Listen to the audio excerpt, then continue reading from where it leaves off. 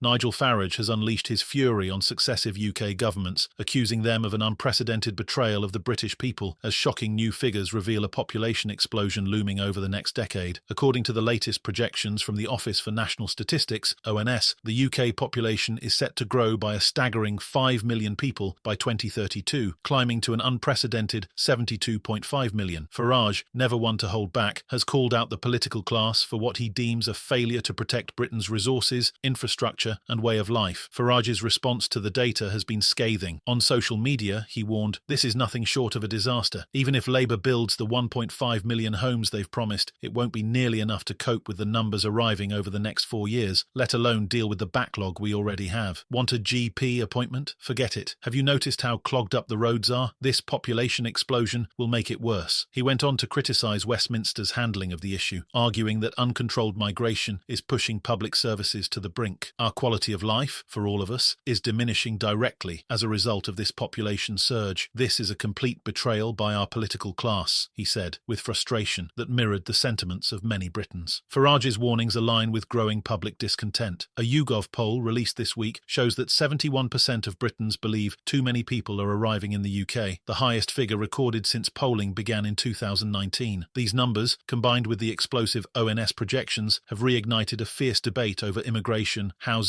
and infrastructure in the UK.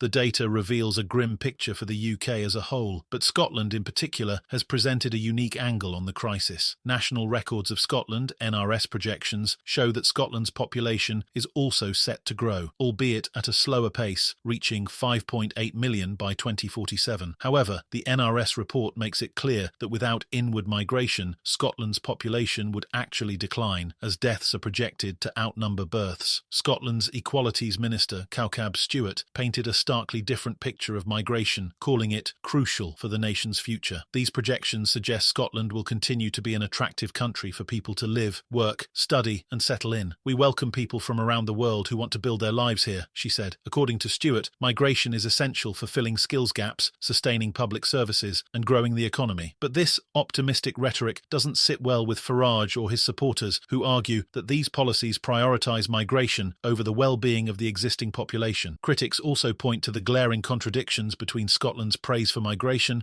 and the overwhelming concerns voiced by the public across the UK. Meanwhile, Keir Starmer's Labour government has waded into the debate with a promise to tackle the population issue, but not in the way many had hoped. Starmer has ruled out imposing a cap on net migration, with a spokesperson dismissing the idea of an arbitrary cap as ineffective. Instead, Downing Street has promised to publish a comprehensive plan to reduce migration numbers. However, Labour's refusal to consider hard limits on migration has sparked outrage among its critics. Farage described it as political cowardice, while others, such as Conservative Shadow Home Secretary Chris Philp, have branded the projections as shocking and unacceptable. Philp has gone a step further, calling for a hard, binding legal cap on visas issued each year, a policy that Farage himself has championed for years. The ONS figures also make it clear that migration is the primary driver of the UK's population growth. Between 2022 and 2032, net migration, the difference between people arriving and leaving the country, is expected to total 4.9 million. Meanwhile, the natural change change in population, the difference between births and deaths, is projected to be effectively zero, with rising deaths offsetting a slight increase in births. This revelation has led to a deeper examination of the long-term consequences of such growth. While migration helps address labor shortages in key sectors, critics argue that it exacerbates existing pressures on housing, healthcare, and transport systems. As Farage noted, how can you possibly build an economy when your infrastructure is already at breaking point? The debate over migration is further complicated by the state of the UK economy, which remains fragile despite Keir Starmer's optimistic rhetoric. Speaking to Bloomberg after a meeting with business leaders, Starmer insisted that Britain's economy is starting to turn around. He declared, "The number one priority of this Labour government is growth. Growth, growth, growth." However, his remarks come amid growing fears that the UK is teetering on the edge of yet another recession. The Confederation of British Industry, CBI, has projected a 0.5% contraction in private sector growth over the next quarter, citing weak consumer demand and lackluster business investment. CBI economist Alpesh Palaya warned that businesses are still expecting a significant fall in activity, adding that there is an urgent need for the government to restore momentum to the economy. Starmer's focus on economic growth has been met with scepticism from both political opponents and business leaders. Reform UK's Rupert Lowe mocked Labour's promises, sarcastically tweeting, "I'm going for the Wimbledon men's singles title. That's probably more likely than your lot delivering any substantial economic growth." As the debate rages on, one thing is clear: the UK faces a deeply divided future. On one side, Farage and his allies are demanding bold action to curb migration and protect national infrastructure. On the other, Labour and the SNP argue that migration is essential for addressing labour shortages and ensuring long-term prosperity. For Farage, the stakes couldn't be higher. "This isn't just about migration," he said. "This is about the future of Britain. It's about whether we want to preserve our way of life or surrender it to a political class that has utterly failed us." The next few months will be critical as the government unveils its promised white paper on migration. Will it address the concerns of the majority of Britons who feel overwhelmed by the sheer scale of arrivals, or will it fall short, as Farage and his supporters predict? What's certain is that this debate is far from over. With the UK population expected to reach 76.6 million by 2047, the pressure on public services, infrastructure, and national cohesion will only intensify. Farage's warnings may resonate with millions of voters, but it remains to be seen whether his fiery rhetoric will translate into tangible policy changes, or if the political establishment will continue to kick the can down the road. As Britain stares down the barrel of its population explosion, the questions remain: how did we get here, and is there a way back? For now, Farage's fury has reignited a debate that will shape the nation's future for decades to come.